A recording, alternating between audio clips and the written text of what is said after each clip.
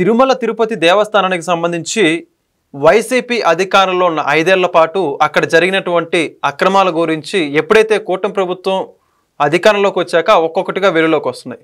మరి తాజాగా చూసుకుంటే ఏదైతే ఈ యొక్క పరకామణి చోరీకి సంబంధించి కావచ్చు, మరో పక్క కల్తీ నెయ్యికి సంబంధించి కేసు విచారణలో ఉండగా ఒక పక్క సతీష్ హత్య జరగడం, ఆ కీలక ఫిర్యాదుదారుడు ఉన్నటువంటి వ్యక్తి అనుమానాస్పద మృతి చెందడం, మరో పక్క చూసుకుంటేనేమో కల్తీ నెయ్యి కేసుకు సంబంధించి వైవి సుబ్బారెడ్డి విచారణకి హాజరవ్వకుండా ఆయనే హైదరాబాద్కి ఆ యొక్క సిట్ అధికారులు రావాల్సిందిగా ఆయన సిట్ అధికారులను కోరడం జరిగింది.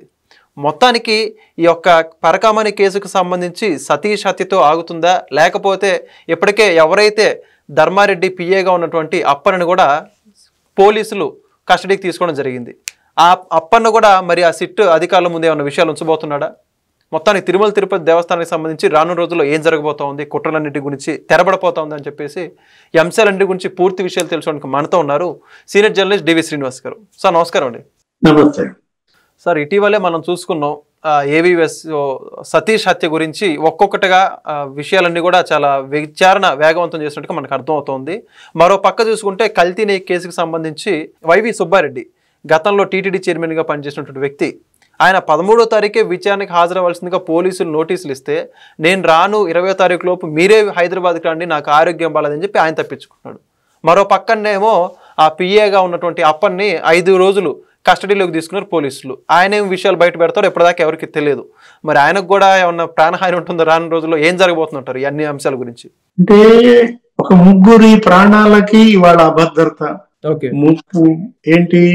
ఇప్పుడు ఆ పరకామణి ఆ కేసులో ఫిర్యాదుదారు ఎవరైనా జర్నలిస్ట్ మాచర్ల శ్రీనివాసులు ఆల్రెడీ కోర్టుకు కూడా వెళ్ళాడు. ఏంటి, సతీష్ కుమార్ ఎప్పుడైతే ఈ అనుమానాస్పద మరణం లేకపోతే ఈ హత్య అన్నారో వెంటనే నా ప్రాణాలకు కూడా భద్రత కల్పించండి, మరి ఫిర్యాదుదారే ఇవాళ మరి గల్లంతయ్యాడంటే నా పరిస్థితి ఏంటి అని మరి అతను కూడా వేశాడు. ఏంటి ఆ పిటిషన్, తన ప్రాణాలకి భద్రత కల్పించాలని మరి మాచర్ల శ్రీనివాసుల కుటుంబం కూడా ఆందోళన చెందుతోంది. నెక్స్ట్ అసలు ఆ దొంగ ఎవరు, అదే దాత, దొంగని దాతం చేశారు. దొంగ అంటావా సరే, ఆ రవికుమార్ అసలు అతను పరారయ్యాడు. వచ్చినప్పటి నుంచి అతను అడ్రస్ లో లేడు, పట్టుకొచ్చారు, విచారిస్తున్నారు. ఏదో మొన్న కూడా మాస్క్ గీసుకేసి మరి ముసుగేసి తీసుకొచ్చారు, విచారించి పంపారు. ఇవాళ రవికుమార్ మరి అతని కుటుంబ సభ్యులు, కూతురు లేకపోతే భార్య, వాళ్ళ ప్రాణాలకు కూడా ముప్పు. అంటే ఇప్పుడు ఒకటి మీరు అన్నది ఇప్పుడు ఇంట్రోలో ఎవరి చిన్నప్పన్న, ఇప్పుడు సుబ్బారెడ్డి పిఏ, అసలు అతను నా పిఏ కాదంటాడు. పిఏ ప్రాణాలకి రక్షణ కల్పించాలి. ఎందుకంటే చిన్న అప్పన్న మరి కల్తీ నెయ్యి ఆ విచారణ ఆ కేసులో ఏంటి దగ్గర 13 ఆస్తులు ఉన్నాయి అతని పేరు మీద అన్నారు. విశాఖపట్నంలో దగ్గర ఒక 11 ఏమో ప్లాట్లు, ఒక 2 ఫ్లాట్లు ఉన్నాయన్నారు. ఒక 4-5 బ్యాంకుల్లో ఏదో 4,60,00,000 లావాదేవీలు చేశాడు. అతని జీతం 5 ఏళ్లలో పొదుపు చేసినా లేదు, వచ్చిన జీతం వచ్చినట్టు దాచిపెట్టుకున్నా ఎంత పోగు చేయగలడు? 65 లక్షలు పోగు చేయగలడు. 65 లక్షలకి ఒక డబుల్ బెడ్రూమ్ కూడా వచ్చుద్దో రాదు. మరి అలాంటిది అతని దగ్గర 4,60,00,000 ట్రాన్సాక్షన్స్ ఎలా జరిగాయి? ఆ డబ్బులు ఎవరివి? అతను పిఏగా చేశాడా లేదా వైవి సుబ్బారెడ్డికి? ఇవాళ అతని ప్రాణాలకు కూడా ముప్పు ఉంది. ఎవరు?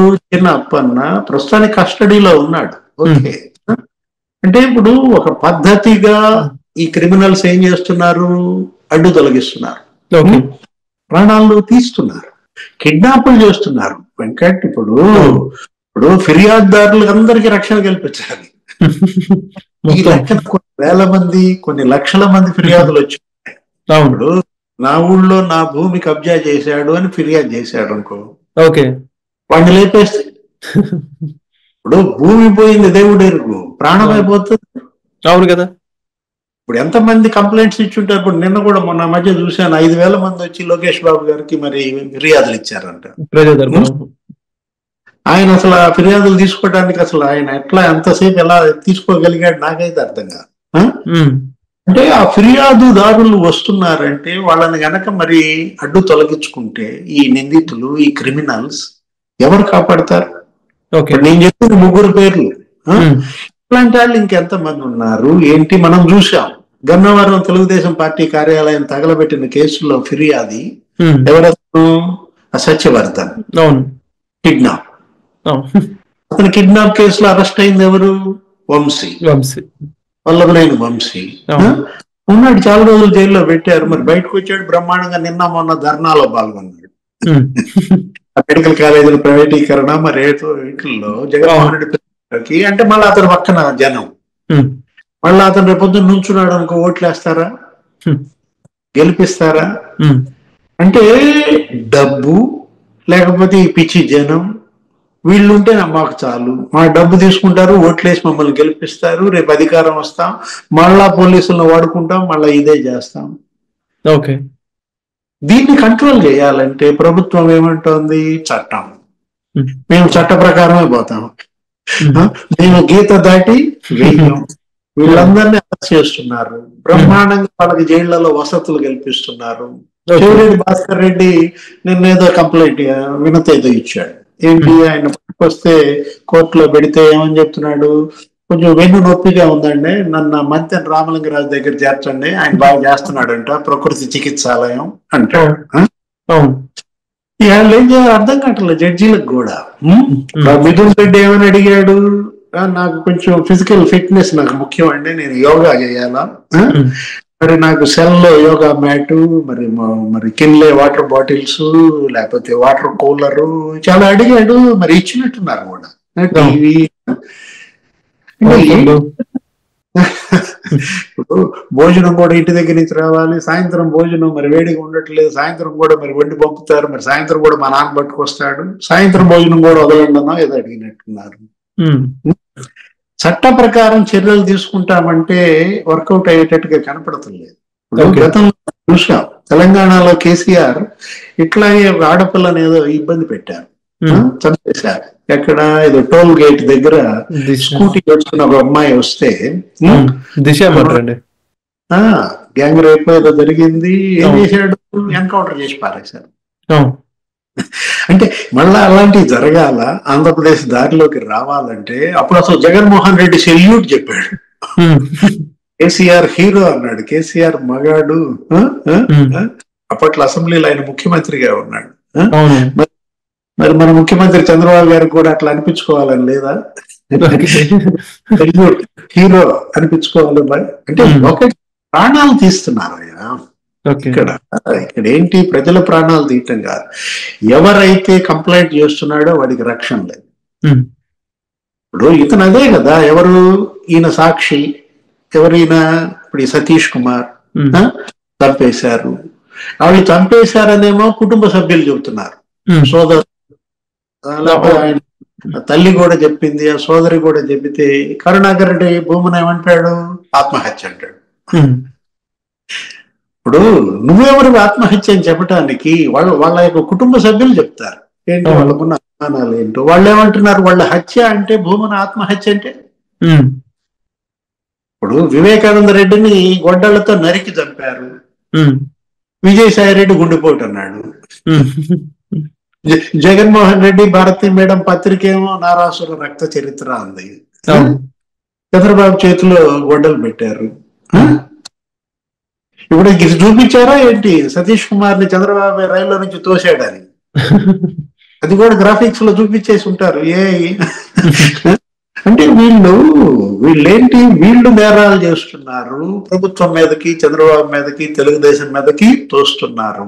దీన్ని ఎలా అడ్డుకట్ట వేయాలి? ఒకటి, ఫిర్యాదుదారులు సాక్షులకి వాళ్ళ ప్రాణాలు తీసేసే. ఇప్పుడు 3 పేర్లు చెప్పారు, అసలు సుబ్బారెడ్డి ప్రాణాలకు రక్షణ ఉందా? ఓకే. ఇప్పుడు ఆయన విచారణ ఏమన్నాడు? నాకు అనారోగ్యంగా ఉంది, నేను రాను, మీరే రండి హైదరాబాద్ అనో ఏదో అన్నట్టున్నాడు. అప్పుడు జగన్మోహన్ రెడ్డి కూడా అదే అన్నాడు. పరిటాల గారి హత్య కేసులో ఆయన కూడా విచారణకి సిబిఐ వస్తే అప్పుడు వాళ్ళ నాన్న ముఖ్యమంత్రి ఉన్నాడు. సిబిఐ ఏంటి, జగన్మోహన్ రెడ్డి రాడు, మరి సిబిఐ వాళ్ళ ఇంటికి వెళ్ళి విచారించింది. ఇప్పుడు ఈ సిట్ కూడా సుబ్బారెడ్డి ఇంటికి వెళ్ళి విచారిస్తోంది. ఓకే. అంటే ఏంటి, నిందితులు శాసిస్తారు, ప్రభుత్వం పాటిస్తుందా? నాకు అర్థం కావట్లేదు. క్రిమినల్స్ శాసిస్తున్నారు, ప్రభుత్వం పాటిస్తుందా, పోలీసులు పాటిస్తున్నారా? ఎలా చూడాలి దీన్ని? మనకు అదే కనపడుతోంది. ఇది సామాన్యుడి ఆవేదన. ఏంటి ఇది జనం గోడ్ అన్నమాట. ఇప్పుడు క్రిమినల్స్ ఇవాళ ఈ విధంగా రెచ్చిపోతుంటే, ఇప్పుడు నిన్న మొన్న చూసా వెంకట్, జగన్మోహన్ రెడ్డి మాంగారు, ఈసీ రెడ్డి, భారతి మేడం వాళ్ళ ఫాదర్ డాక్టర్ గంగిరెడ్డి చనిపోయాడు. అది కూడా ఏంటి, అదే వివేక హత్య కేసులో వరుసపెట్టి గొలుసు కట్టు మరణాలు. ఎవరు? శ్రీనివాస్ రెడ్డి, కువైట్ గంగాధర్ రెడ్డి, లేకపోతే డాక్టర్ అభిషేక్ రెడ్డి, గంగయ్య, డ్రైవర్ నారాయణ. అసలు గంగిరెడ్డి ఇప్పుడు ఈయనేంటి, కరోనా అన్నారు, అప్పట్లో అందరినీ హైదరాబాద్ తీసుకొచ్చి ట్రీట్మెంట్ ఇప్పించిందంటే ఈయన్ని కూడా ఇక్కడ తీసుకొచ్చి ట్రీట్మెంట్ ఇప్పించారు హైదరాబాద్.